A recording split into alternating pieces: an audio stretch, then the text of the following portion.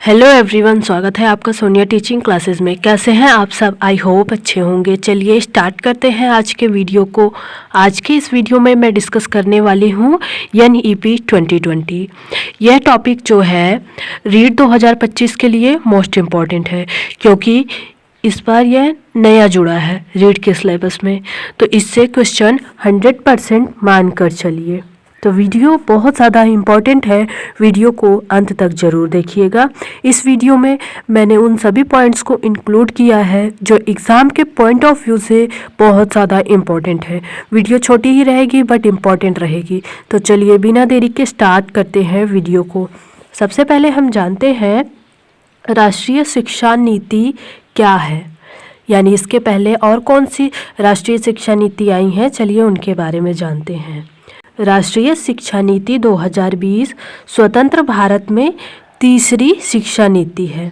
ध्यान रखिएगा, कौन सी है राष्ट्रीय शिक्षा नीति 2020 स्वतंत्र भारत में तीसरी शिक्षा नीति है। आपसे क्वेश्चन पूछा जा सकता है कि राष्ट्रीय शिक्षा नीति 2020 कौन सी शिक्षा नीति है, तो तीसरी है। ध्यान रखिएगा, पहली राष्ट्रीय शिक्षा नीति जो कि 1968 में आई थी, इस समय PM थी इंदिरा गांधी। यह भी ध्यान रखिएगा, कौन PM थी यह भी पूछा जा सकता है। द्वितीय राष्ट्रीय शिक्षा नीति 1986 में आई थी, इस समय PM थे राजीव गांधी, तो इन्हें भी ध्यान रखिएगा। और तृतीय राष्ट्रीय शिक्षा नीति 2020 में आई है, इस समय PM है प्रधानमंत्री नरेंद्र मोदी, जो कि वर्तमान में भी PM है। तो ध्यान रखिएगा, तीनों पॉइंट मोस्ट इम्पॉर्टेंट है, आपसे कुछ भी पूछा जा सकता है। फ्रेंड्स, अगर आप लोगों को इस वीडियो की PDF चाहिए तो टेलीग्राम चैनल का लिंक मैंने डिस्क्रिप्शन में दे दिया है, आप लोग वहां पर ज्वाइन हो जाइए, PDF मिल जाएगी, जिससे आपको रिवीजन करने में आसानी रहेगी। अगला पॉइंट देखिए, NEP 2020 भारत की नई शिक्षा प्रणाली के दृष्टिकोण को रेखांकित करती है। यह नीति पिछली राष्ट्रीय शिक्षा नीति 1986 की जगह लेती है। आपसे क्वेश्चन पूछा जा सकता है कि NEP 2020 ने किसकी जगह ली है, तो पिछली राष्ट्रीय शिक्षा नीति 1986 की जगह ली है। NEP 2020 के तहत राष्ट्रीय शिक्षा आयोग के नाम से प्रधानमंत्री की अध्यक्षता में शिक्षा के लिए एक सर्वोच्च निकाय की स्थापना की सिफारिश की गई है।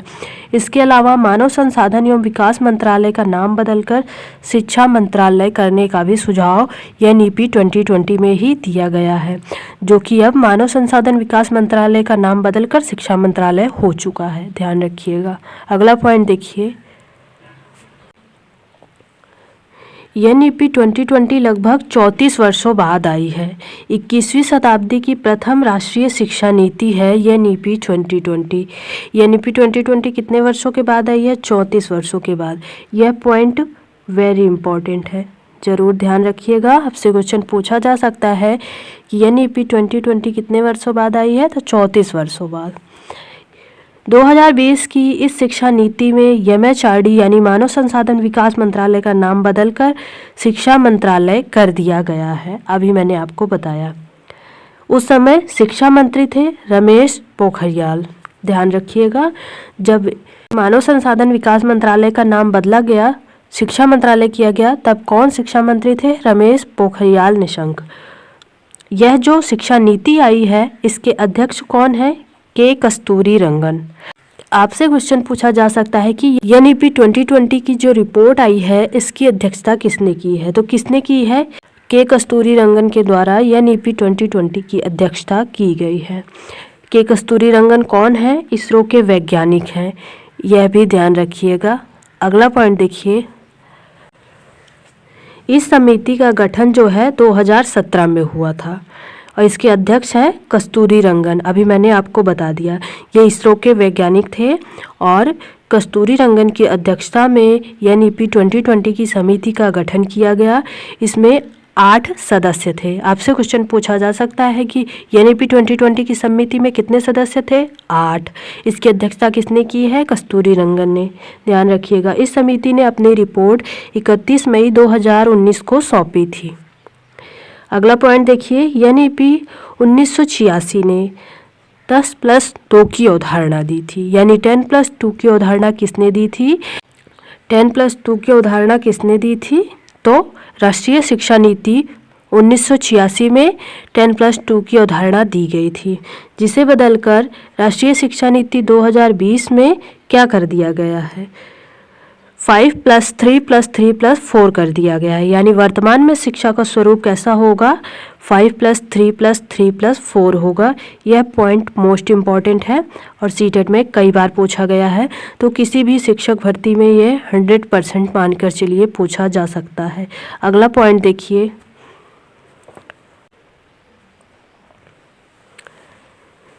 जो अब वर्तमान में शिक्षा का स्वरूप रहेगा, चलिए इसे समझते हैं क्योंकि ये बहुत ज़्यादा इम्पॉर्टेंट है। इस पॉइंट से क्वेश्चन 100% मान कर चलिए। देखिए शिक्षा का स्वरूप कैसा है।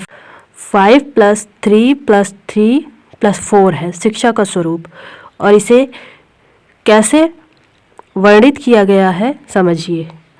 इस शिक्षा नीति के अंतर्गत 12वीं तक की शिक्षा 4 स्तर यानी स्टेज में होगी। पहला स्टेज होगा फाउंडेशन स्टेज। अब आपसे क्वेश्चन पूछा जा सकता है कि एनईपी 2020 में पहले स्टेज का नाम क्या है? तो फाउंडेशन स्टेज। यह 5 साल की होगी, जैसा कि यहाँ पर जो शिक्षा का स्वरूप है वह बताया गया है 5+। तो 5 साल का पहला स्टेज होगा जिसे फाउंडेशन स्टेज कहेंगे। इसमें 3 साल तक पूर्व प्राथमिक शिक्षा, 2 साल तक 1 व 2 की शिक्षा दी जाएगी। पूर्व प्राथमिक शिक्षा कौन सी होगी? जो आजकल प्ले स्कूल होते हैं ना, वही है पूर्व प्राथमिक शिक्षा। तो इसके लिए आंगनवाड़ी वाले खुलेंगे, ऐसे ऐसे पूर्व प्राथमिक शिक्षा 3 साल हो जाएगी। उसके बाद 2 साल होगी 1 व 2 की शिक्षा, ध्यान रखिएगा। तो ये हो गई 5 साल की शिक्षा, फाउंडेशन स्टेज की शिक्षा, जिसमें 3 साल तक पूर्व प्राथमिक रहेगा और उसके बाद कक्षा 1 व 2 की शिक्षा दी जाएगी। पूर्व प्राथमिक के अंतर्गत प्ले स्कूल आएंगे, आंगनवाड़ी, ये सब आएंगे, ध्यान रखिएगा। अगला स्टेज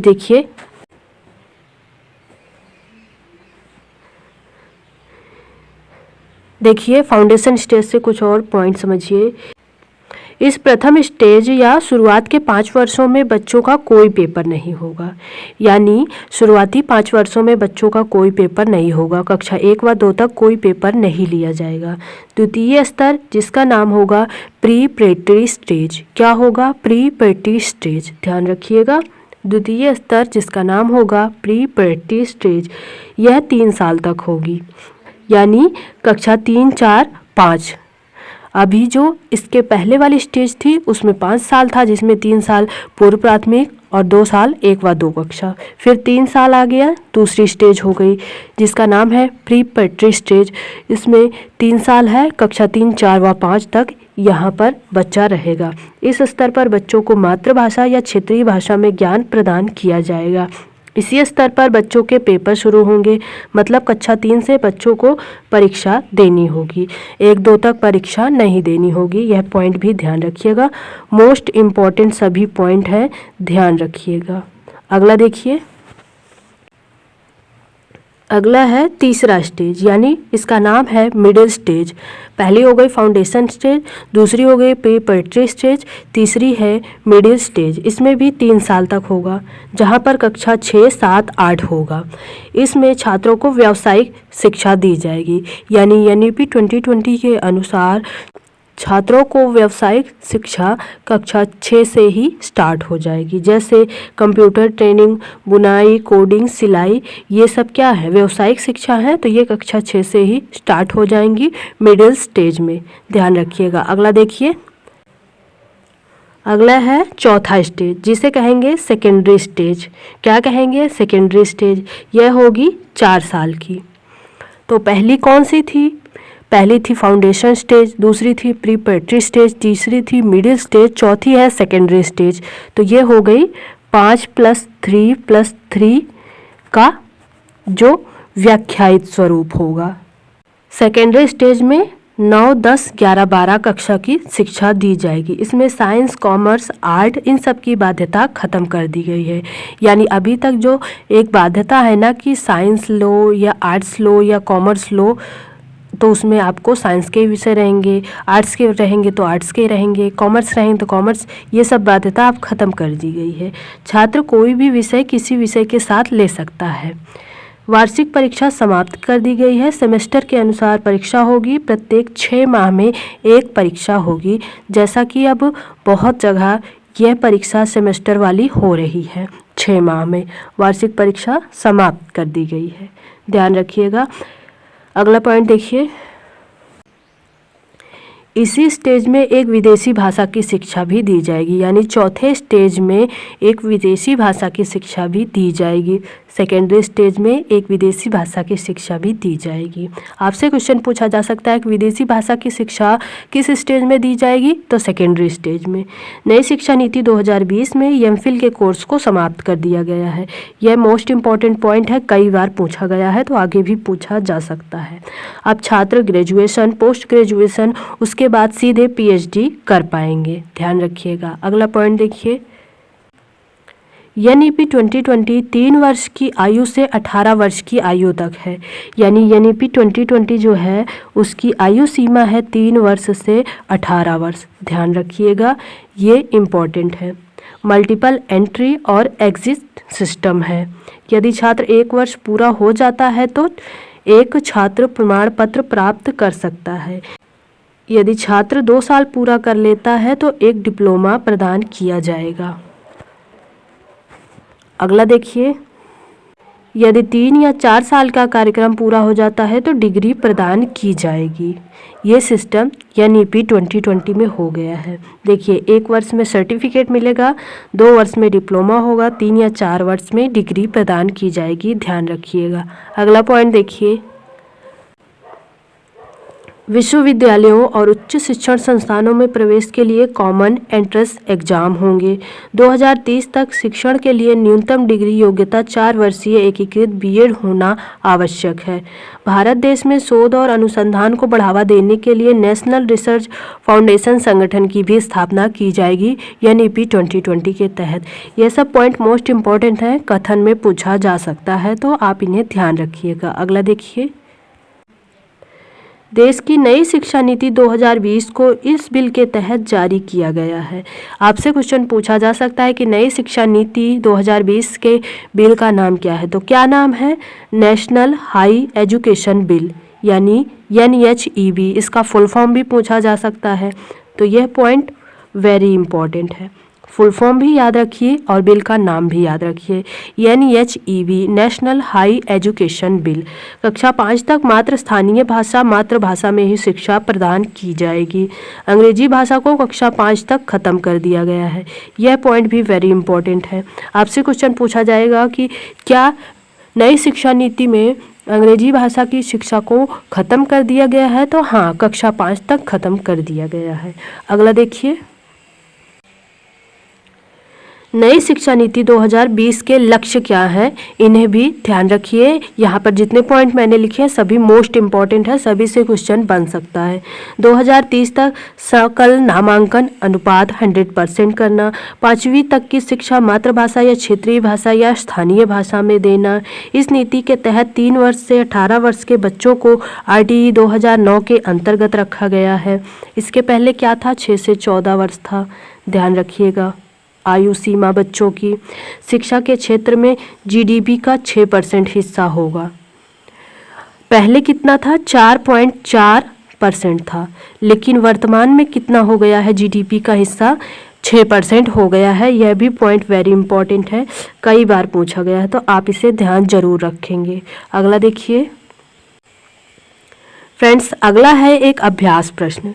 NEP का फुल फॉर्म क्या है? New education policy, national education policy, national exchange policy, national exam policy. इसका सही आंसर आप लोग कमेंट सेक्शन में ज़रूर बताइएगा। क्वेश्चन बहुत ही आसान है, तो आंसर ज़रूर दीजिएगा। वीडियो कैसे लगा यह भी बताइएगा। वीडियो पसंद आए तो वीडियो को लाइक कीजिए, अपने दोस्तों के साथ शेयर कीजिए, और ऐसे ही इंटरेस्टिंग वीडियोस देखने के लिए चैनल को ज़रूर सब्सक्राइब कीजिए। मिलते हैं नेक्स्ट वीडियो में।